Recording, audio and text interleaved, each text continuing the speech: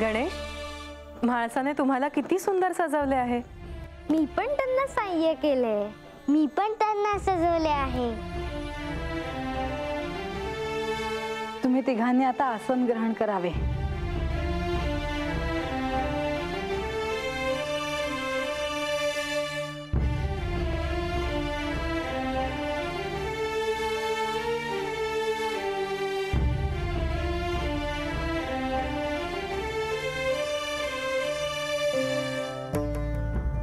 प्रणम्य शिरसा देवं गौरीपुत्रं विनायकं भक्ता वा संस्मरेन् नित्यम् आयुष्कामार्थसिद्धये।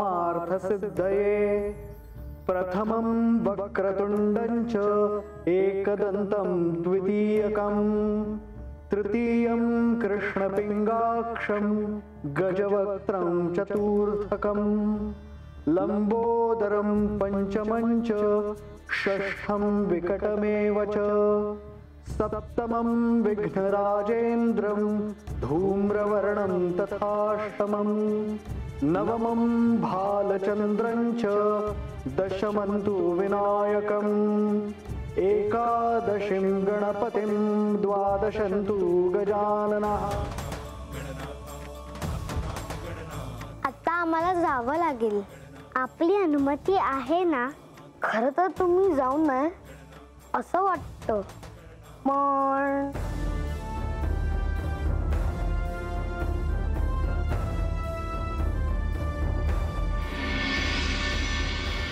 नारायण नारायण वंदे देव उमापतिं सुरगुरुं वंदे जगत्कारणं वंदे पन्नगभूषणं मृगधरं वंदे पशूनां पतिं वंदे सूर्य शशांक वंदिनयनं वंदे मुकुंद प्रियं वंदे भक्तजनाश्रयं च वरदं वंदे शिवं शंकरं वंदे सर्व जगत् विहारमतुलं वंदे धर्मौसिनं वंदे देवशिखामणिं शशिनिभं वंदे हरेर्वल्लभं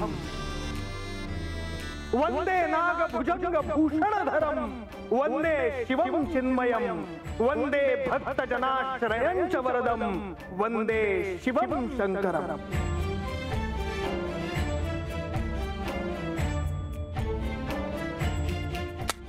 नारायण नारायण। तर भक्तजन हो, ओंकार हा परब्रह्म स्वरूप आहे.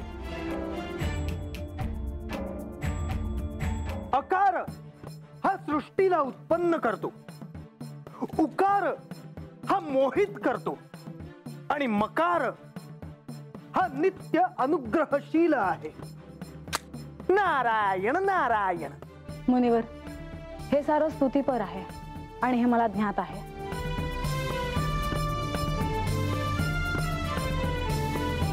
पण याचा आणि आख्यानाचा काय संबंध आहे हे माझ्या ध्यानात आले नाही. नारायण नारायण। सांगतो देवी, या सृष्टीची उत्पत्ती या आकारापासून झाली. या सृष्टीचे भवितव्य तारकासुराच्या अत्याचारामुळे पणाला लागले होते.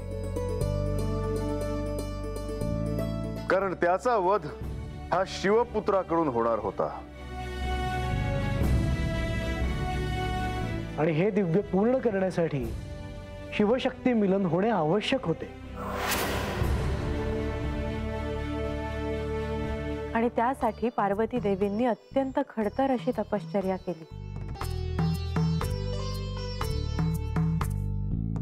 आणि त्यांनी आपल्या या तपश्चर्येने श्री महादेवांना प्रसन्न केले आणि श्री महादेवांनी या विवाहाला संमती दिली.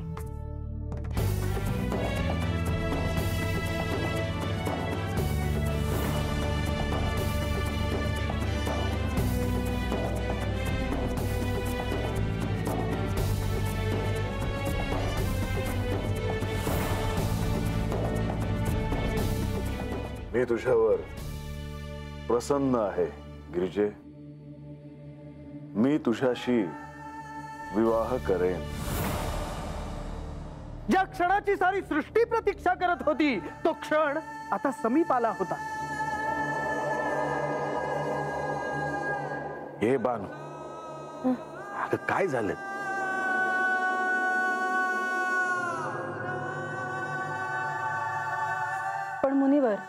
या आख्यानात गंगा अवतरण कसे झाले हे जाणून घेण्याची मला तीव्र इच्छा आहे.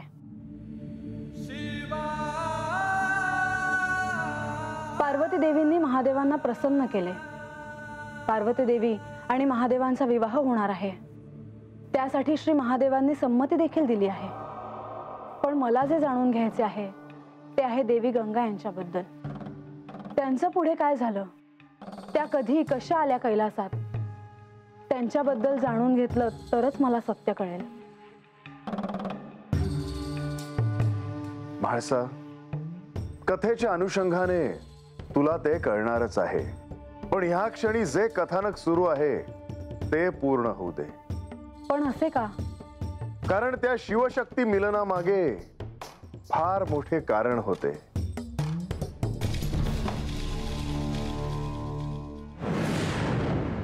जेव्हापासून माझी आणि देवी गंगा यांची मानस सरोवरात भेट झाली आहे तेव्हापासून त्यांच्या कैलासात येण्याच्या कथेबद्दल मला ओढ लागली आहे.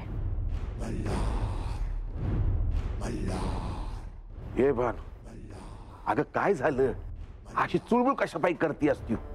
काय नाही बा. अगं तुझं ध्यान कुठं आहे? महाराज काय बाई सांगते ती तर ध्यान दे की. बानू, ह्या जन्मात तू इंद्रदेवांची कन्या आहेस. तुझा गतजन्म हा जयाद्रीचा आहे. पण आता ह्या क्षणी तू अस्वस्थ आहेस हे मला कळतंय आणि त्याचं कारणही मला ठाऊक आहे. तुझ्या आधीच्या जन्मात तू गंगेच्या रूपातही जन्म घेतला होतास. तिच्या रूपाशी, तिच्या अस्तित्वाशी तुझं असणं जोडलं गेलं आहे आणि त्यामुळेच तू अशी अस्वस्थ आहेस. तर श्री महादेवांचा विवाह झाला होता आणि हे देवी गंगांना कळले होते. तरीही हा हट्ट का? आणि म्हणून त्यांनी दुःखामध्ये राहायचं होय. त्यांचं प्रेम होतं महादेवांवर आणि त्यामध्ये त्यांची काय बी चूक नाही.